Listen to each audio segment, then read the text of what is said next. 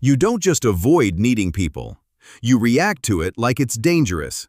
Not annoying, not inconvenient, dangerous. That's why you can want closeness so badly and still feel this instant wave of tension the second you actually need comfort, help, reassurance, or support.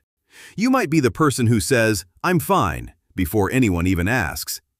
The person who would rather struggle silently for 3 days than text someone for help in 10 seconds. The person who feels weirdly exposed after saying, "Can you stay?" or "I need you." And if someone does show up for you, you don't always feel relieved. Sometimes you feel trapped.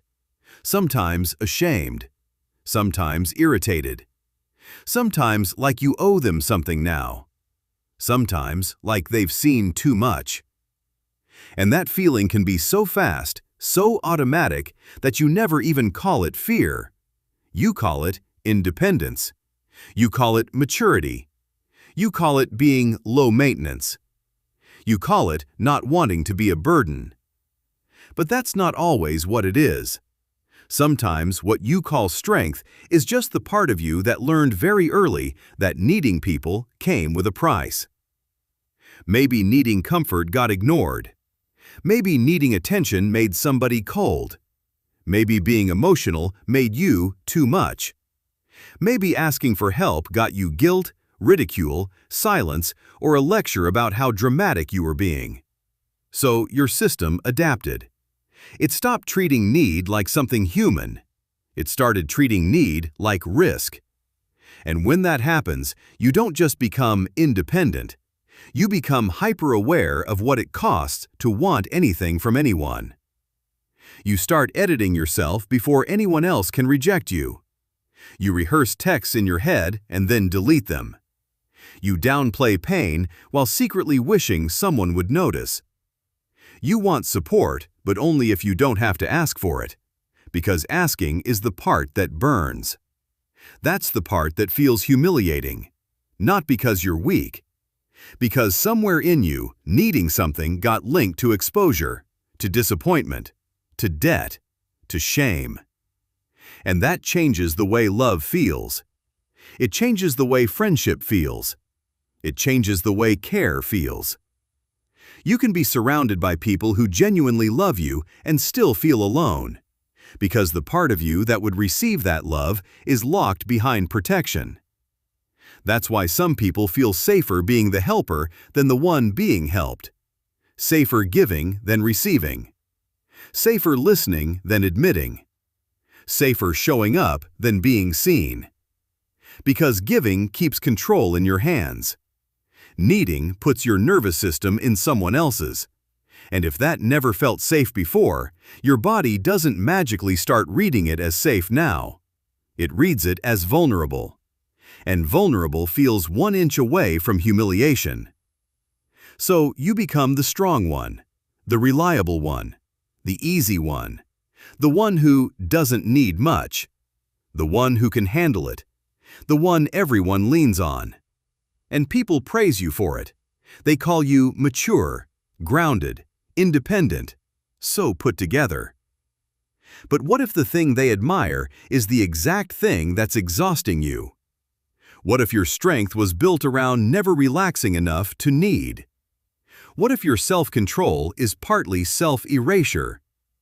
What if the reason support feels uncomfortable is not because you're difficult, but because receiving care touches a wound you've spent years organizing your whole personality around avoiding?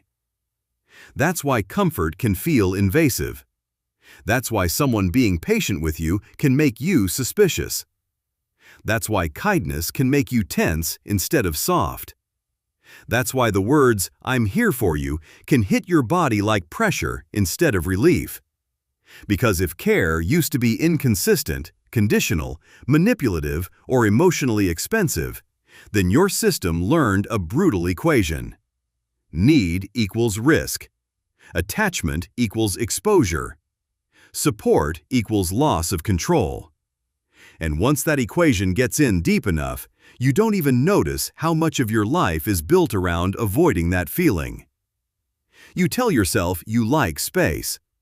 You tell yourself you prefer handling things alone. You tell yourself most people are unreliable anyway. And sometimes that's true. But sometimes I'd rather do it myself really means I can't survive the feeling of being let down again. That's different. Sometimes I'm just private means if you see how much I need, I'll hate myself afterward. That's different too. Sometimes I don't want to depend on anyone means I learned that dependence turns into pain faster than comfort. And that changes everything. Because now we're not talking about personality, we're talking about protection. We're not talking about maturity, we're talking about adaptation. We're not talking about some noble form of independence. We're talking about a nervous system that got so used to emotional self-containment, it started confusing isolation with safety. That's the trap. You can spend years being proud of how little you ask for, while your body is slowly starving for the very thing you trained yourself to reject. Care, rest, witnessing, comfort, support that doesn't have to be earned. And the cruel part is this. The more you need it, the more ashamed you may feel for needing it. So you hide it harder. You get drier, more detached, more joking, more "I got it," more "don't worry about me," more emotionally unavailable right when you actually want to be held. And people misunderstand you. They think you don't care. They think you're cold. They think you're hard to reach. They think you're just naturally distant. But distance is not always disinterest. Sometimes distance is what closeness turns into when closeness never felt safe enough to rest inside. That's why this pattern is so lonely. Because it doesn't just block pain, it blocks relief. It blocks intimacy. It blocks the full-body exhale that comes from being supported without shame. And if this is you, you've probably had moments that make no sense on the surface. Moments where you're overwhelmed, exhausted, barely holding it together, and still the idea of asking for help makes you feel sick.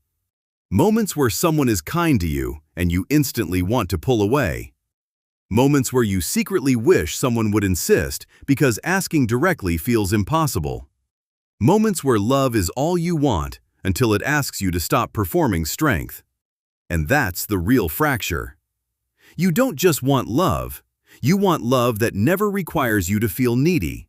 You want support without exposure, care without surrender, closeness without the terrifying feeling of depending. But real closeness usually brushes against need. That's what makes it close. And if your body learned that needing someone is the moment you lose dignity, then intimacy itself can start to feel unsafe. Not because you don't want connection, because connection gets too close to the place where you once felt helpless, unseen, or ashamed. A lot of people think their problem is that they're too independent. That's not always the real problem. Sometimes the real problem is that needing anything still feels morally embarrassing. Like it makes you smaller, like it makes you weak, like it makes you harder to love. And that belief can quietly run your whole life. Your relationships, your friendships, your work, your burnout, your loneliness, your inability to rest while anyone is watching, your habit of disappearing when life gets heavy. So no, this isn't just the way you are, and it isn't proof that you're broken. It may be proof that your system learned to survive by making sure no one ever had that much power over your emotional safety again. That strategy probably protected you. It probably made you functional, capable, impressive, useful, easy to rely on. But protection is not the same thing as peace, and strength is not always the same thing as safety. Sometimes the bravest thing is not handling everything alone. Sometimes it's noticing how much shame got wrapped around your needs in the first place. Sometimes it's realizing that what you called independence was grief with good posture. What you thought was strength might have been fear. What you thought was maturity might have been adaptation. What you thought was not needing much might have been a life built around making sure nobody could reject the parts of you that needed the most. And that matters Because once you see the pattern clearly, you stop worshiping it. You stop confusing self-abandonment with dignity. You stop calling emotional starvation being easy to love. You start seeing the cost, the loneliness, the tension, the distance, the exhaustion of always being the one who can go without. You were never shameful for needing people. You were taught to feel shame at the exact point where connection begins. And that can be unlearned. Not by becoming needy, not by forcing vulnerability, but by slowly teaching your body that support is not the same thing as danger. That needing care does not erase your worth. That being held does not make you weak. That healthy love does not humiliate you for being human. If this hit too hard, subscribe, because this channel is for the things you thought were just your personality. And watch the next video on why safe love can feel wrong when chaos is what your body learned first. Send this to the person who acts like they need nobody, because sometimes that's the loneliest person in the room.